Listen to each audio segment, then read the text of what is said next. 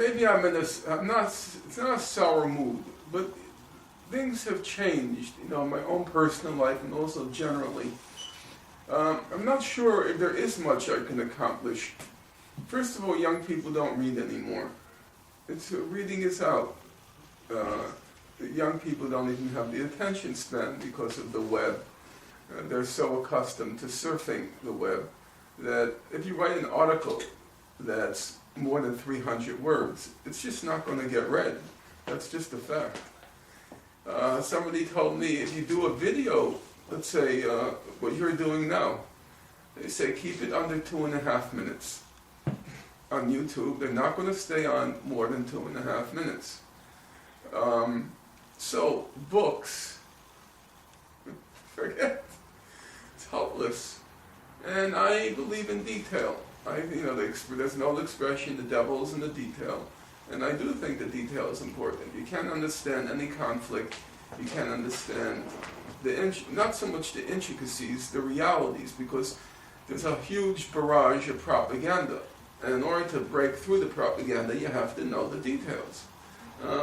It's impossible to do the details in 300 words. So have you given up? No, I'm on a stage of frustration, and I'll explain why. I have a good friend in Palestine. Her name is Nidal Barham. And I was telling her that, my books don't sell anymore, a complete disaster. And she said, but Norman, you said, when you first came here, meaning in the 1980s, she said, you said that you write because you want in the future that somebody pulled the book off the shelf of the library and see that back then, meaning now, somebody was telling the truth.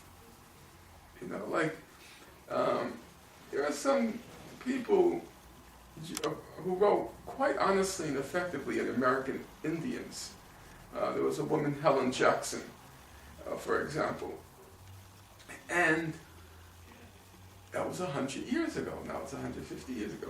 But we can go to the library and pull the book off. So I always imagined my books would be like that, because I recognize I'm not going to get a broad readership.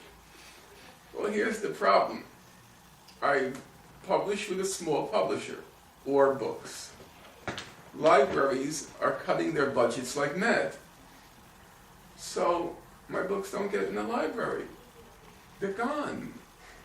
And that's kind of frustrating. So I used to be writing for posterity, and now I'm writing for oblivion, because it's not going anywhere. Libraries are not ordering books the way they used to. So then a real question begins, why am I doing it? And mostly I do it, it's a kind of therapy.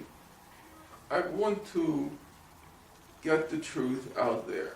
If nobody cares about it, okay. I still want it on paper. 10 years ago, when I used to lecture, people came up to me at the end and they'd say, Professor Finkelstein, I read all your books. Then, starting around, I'd say about 4 or 5 years ago, people would line up afterwards and say, Professor Finkelstein, I watched all your YouTubes. And now it's reached the point where they don't even have patience to watch a YouTube that's more than 2.5 minutes. So, the culture is seemingly changing very quickly. And personally, speaking for myself, I don't think for the better.